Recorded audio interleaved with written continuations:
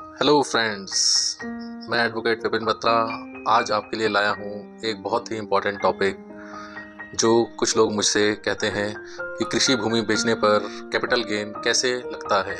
नमस्कार दोस्तों, स्वागत है आपका हमारे चैनल टैक्स मित्र में। आज हम बात करेंगे एक बहुत ही महत्वपूर्ण विषय पर, क्या एग्रीकल्चर लैंड बेचने पर कैपिटल गेन टैक्स लगता है, और साथ में समझेंगे एक हाई कोर्ट केस का उदाहरण। फ्रेंड्स, बहुत से लोगों को लगता है कि कृषि भूमि बेची है इसलिए पूरा पैसा टैक्स फ्री होगा, लेकिन दोस्तों हर एग्रीकल्चर लैंड टैक्स फ्री नहीं होती।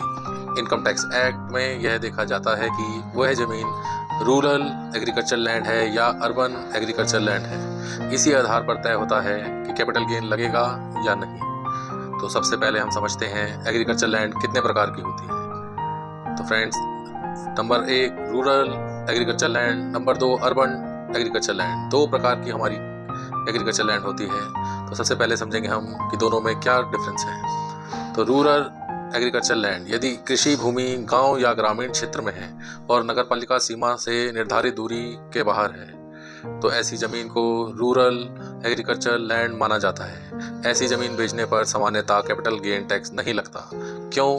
क्योंकि इनकम टैक्स एक्ट में रूरल एग्रीकल्चर लैंड को कैपिटल एसेट माना ही नहीं गया है। सेकंड बात करते हैं अर्बन एग्रीकल्चर लैंड। यदि कृषि भूमि नगर निगम, नगरपालिका या नोटिफाइड अर्बन एरिया के अंदर आती है या निर्धारित दूरी के भीतर है, तो यह अर्बन एग्रीकल्चर लैंड कहलाती है। ऐसी जमीन बेचने पर कैपिटल गेन टैक्स लग सकता है। तो यह दूरी कैसे तय होती है? डिस्टेंस पॉपुलेशन के आधार पर यह दूरी तय की जाती है। यदि जिस नगरपालिका की पॉपुलेशन जितनी ज़्यादा होगी, उसके आसपास उतनी दूरी तक की ज़मीन अर्बन मानी जा सकती है। तो यह डिस्टेंस जो है वह पॉपुलेशन के आधार पर 2 किलोमीटर, 6 किलोमीटर, 8 किलोमीटर, यानी जिस नगरपालिका की पॉपुलेशन जितनी ज़्यादा होगी उसके आसपास उतनी दूरी तक की ज़मीन अर्बन मानी जा सकती है। अब समझिए टैक्स कैसे लगता है। यदि ज़मीन 24 महीने से ज़्यादा रखी गई है तो यह लॉन्ग टर्म कैपिटल असेट्स मानी जाएगी और उस आधार पर LTGC लागू होगा। यदि 24 महीने से कम रखी गई है तो शॉर्ट टर्म कैपिटल गेन माना जाएगा। कैपिटल गेन कैलकुलेशन का एग्जांपल से समझेंगे।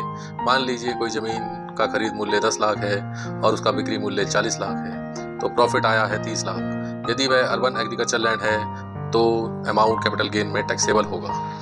अब बात करते हैं हाई कोर्ट केस की। तो फ्रेंड्स, इसमें CID वर्सेस डेबी एल्मेओ का हाई कोर्ट का केस है। इस केस में SSC ने एग्रीकल्चर लैंड बेची थी। डिपार्टमेंट ने कहा कि इस पर कैपिटल गेन टैक्स लगेगा, लेकिन SSC